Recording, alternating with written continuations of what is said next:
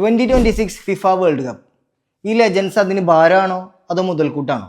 Neymar, Ronaldo, Messi, അവരെ കുറിച്ചാണ് നമ്മൾ ഇന്ന് പറയാൻ പോകുന്നത്. ലയണൽ മെസ്സി ഇതുവരെ വേൾഡ് കപ്പിൽ 26 കളികൾ, 13 ഗോളുകൾ, 8 അസിസ്റ്റുകൾ, അതിൽ തന്നെ 2 തവണ ഗോൾഡൻ ബോൾ, അതായത് പ്ലെയർ ഓഫ് ദ ടൂർണമെന്റ്.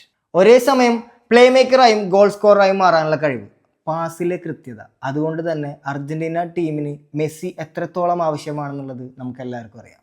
ഈ 38-ാം വയസ്സിൽ ഡിഫൻസീവ് പ്രഷർ എടുക്കാൻ കഴിയാത്തതുകൊണ്ട് തന്നെ മെസ്സിക്ക് ചുറ്റുമുള്ള 10 പേരും കഷ്ടപ്പെട്ടാൽ മാത്രമേ നമ്മൾ നേരത്തെ പറഞ്ഞ മാജിക് മെസ്സിക്ക് പുറത്തെടുക്കാൻ കഴിയുള്ളൂ. ഹാംസ്ട്രിങ് ഇഞ്ചുറിയിൽ നിന്ന് ഇപ്പോൾ റിക്കവറായി കഴിഞ്ഞ കളിയിൽ ഇറങ്ങി ഒരു ഗോളും സ്കോർ ചെയ്തു.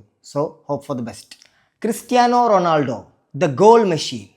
ഇതുവരെ വേൾഡ് കപ്പിൽ 22 മത്സരങ്ങൾ, 8 ഗോളുകൾ, 2 അസിസ്റ്റുകൾ. പലതവണ മാൻ ഓഫ് ദി മാച്ച് ആയിട്ടുണ്ടെങ്കിലും ഇതുവരെ പ്ലെയർ ഓഫ് ദ ടൂർണമെന്റ് ആവാൻ കഴിഞ്ഞിട്ടില്ല. ലോകത്തിലെ ഏറ്റവും മികച്ച finisher, leading goal scorer and the complete player.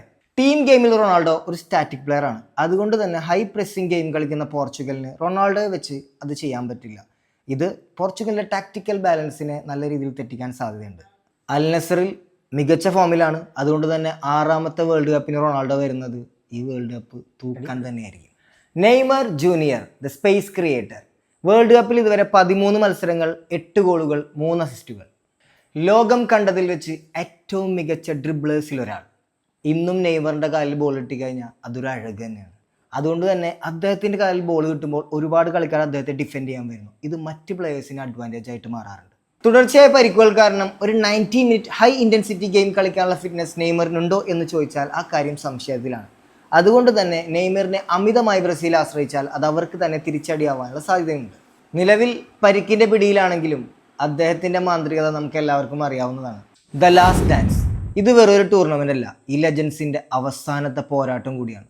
കളി കാണുന്നവർക്കറിയാം, ഷൈചേട്ടൻ പറഞ്ഞ പോലെ ഇത് ഘടികാരങ്ങൾ നിലയ്ക്കുന്ന സമയം. ഈ താരങ്ങൾ കസേര ഒഴിഞ്ഞു പോകുമ്പോൾ ആ സ്ഥാനം പിടിക്കാനായി ഒരുപാട് യുവ പ്രതിഭകളുണ്ട്. Mbappe, Yamal, Bellingham, Pedri, Olise, Musiala, അങ്ങനെ ഒരുപാട് മികവുറ്റ താരങ്ങളുണ്ട്. പക്ഷേ ഇവരിട്ട് കൊടുത്ത ബെഞ്ച് മാർക്കിലേക്ക് എത്താൻ അവർ ഇനിയും ഒരുപാട് ദൂരം സഞ്ചരിക്കേണ്ടതില്ലേ? എന്താണ് നിങ്ങളുടെ അഭിപ്രായം?